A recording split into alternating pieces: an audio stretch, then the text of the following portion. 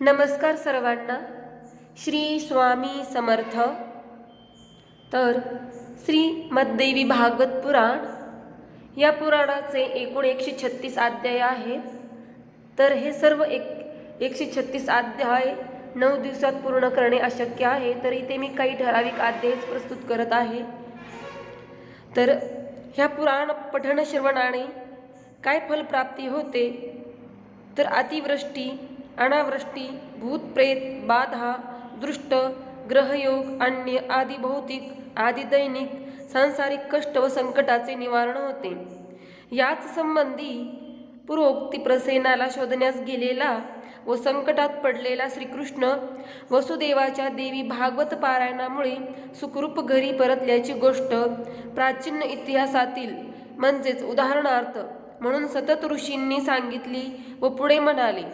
या पुराणाच्या पारायणाने दरिद्री धनवान बनतात, रोगी रोगमुक्त होतात, मृतवत्सा व वांझ स्त्री पुत्रवती होते, यात संशय नाही.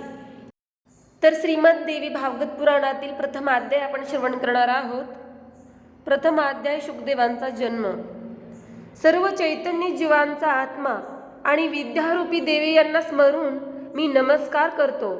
विद्या देवीच शुभ कार्यासाठी आमच्या बुद्धीला प्रेरित करत असते. शौनक म्हणाले, हे सुता, तुम्ही धन्य आहात, कारण तुम्ही कृष्णमुनी रचित दिव्य पंचलक्षणी तसेच रहस्ययुक्त 18 पुराणांचे अध्ययन केले आहे. सत्यवतीचा मुलगा व्यास यांच्या कृपेने आपण संपूर्ण ज्ञान मिळवले आहे.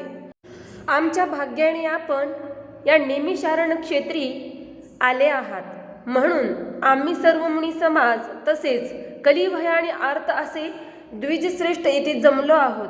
पुण्यप्रदायिनी श्रेष्ठ अशी पुराणकथा ऐकण्याची इच्छा मनात बाळगून आम्ही येथे आलो आहोत. म्हणून आपण शांत चित्ताने ब्रह्मसंमत पुराण कथन करण्याची कृपा करावी. हे सूत, भागवत रूपी अमृत प्राप्त करून घेऊन निश्चितच मनुष्य संकटमुक्त होतो. 1000 यज्ञ करून प्राप्त झालेल्या अमृताने मनुष्याला जरी स्वर्गप्राप्ती झाली तरी शांती मात्र लाभत नाही. कारण यज्ञाचे फल म्हणजे स्वर्ग आणि पुण्य संपले की पुन्हा मृत्यूलोकी परतावे लागते आणि भवचक्रात प्राणी सदा फिरत राहतो. ज्ञानाशिवाय मुक्ती नाही आणि अज्ञानाने मनुष्य त्रिगुणात्मक कालचक्रात गुरफटला जातो. त्यातून सुटका करून घ्यायला ज्ञानप्राप्ती हवी. म्हणून आपण आम्हाला सर्व रसांनी युक्त असे भागवत पुराण सांगा. तर ऋषी म्हणाले, हे सूत, आपण आम्हाला व्यासांचा मुलगा शुकदेव यांची कथा सांगा. त्यांचा जन्म कसा झाला, त्यांनी अल्पकाळातच संपूर्ण पुराणे कशी वाचली. सूत म्हणाले, प्राचीन काळची गोष्ट आहे. सत्यवतीचे सुपुत्र व्यास तेव्हा सरस्वती नदीच्या तीरी राहत असत. एकदा आपल्या आश्रमातील चिमण्यांचे आपल्या पिल्लावरील वात्सल्य पाहून व्यास भारावून गेले आणि त्यांनी पुत्रप्राप्तीसाठी तप करावयाचे ठरवले. त्यासाठी ते मेरू पर्वताकडे निघून गेले. तेथे गेल्यावर त्यांना विचार पडला की मी आता विष्णू, रुद्र, इंद्र, ब्रह्मा, सूर्य, गणेश, कार्तिकी, अग्नी का वरुण कोणते देवाची उपासना करू? कोण माझे इच्छित पूर्ण करण्यासाठी मला वर देईल? व्यास अशा प्रकारे विचारात पडले असताना वीणाधारी नारद मुनी तेथे अचानक आले. नारदांना पाहून व्यासांना आनंद झाला. त्यांनी आसन अर्घ्य देऊन त्यांचे कुशल विचारले. नारदाने आपले कुशल आहे हे सांगून व्यासांना विचारले, हे द्विपायन, आपण असे चिंतातूर का?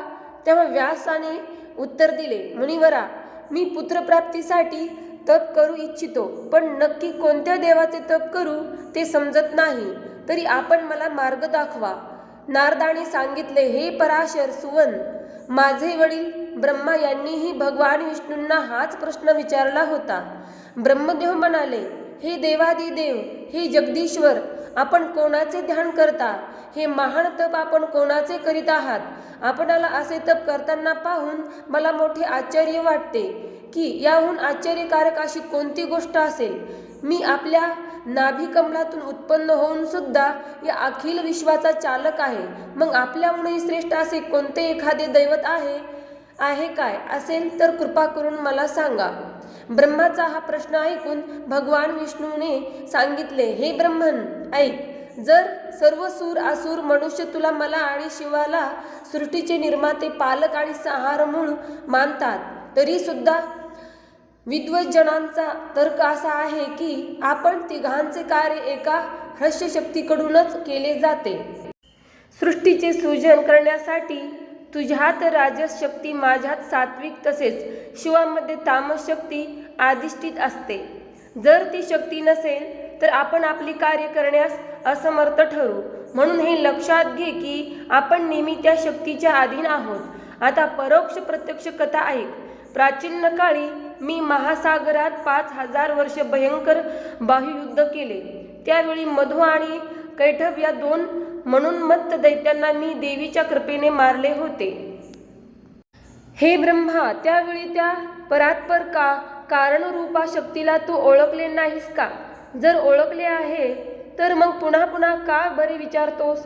मी त्याच शक्तीच्या प्रेरणेने पुरुष रूपाने महासागरात विचरत असतो. कच्छ, वराह, नरसिंह, वामन असे अवतार घेतो. हे काही मी स्वइच्छेने करीत नाही. मी जर स्वतंत्र असतो तर कोमल शय्या सोडून गरुडाच्या पाठीवर आरूढ होऊन युद्धासाठी गेलो असतो का? मी स्वतंत्र नाही, त्या महान शक्तीच्या स्वाधीन आहे. म्हणून सदैव मी तिचे ध्यानात मग्न असतो. हे कमलोद्भवा, ह्याच्याशिवाय अन्य मला काहीच माहीत नाही. नारद म्हणाले, हे व्यासमुनी, ब्रह्माने विष्णूकडून ऐकलेली ही गोष्ट मला सांगितली होती. म्हणून तुम्ही आता कल्याण आणि पुरुषार्थ प्राप्तीसाठी निसंशय त्याच भगवतीच्या चरणकमलाचे ध्यान करा. तीच आपले सर्व मनोरथ पूर्ण करील. सूत म्हणाले, नारदाचे बोलणे ऐकून व्यासमुनी देवीच्या पदचरणांच्या ध्यानधारणेसाठी तप करण्यास पर्वतावर निघून गेले. तर अशा प्रकारे प्रथम अध्याय इथे समाप्त झालेला आहे. धन्यवाद. श्री स्वामी समर्थ.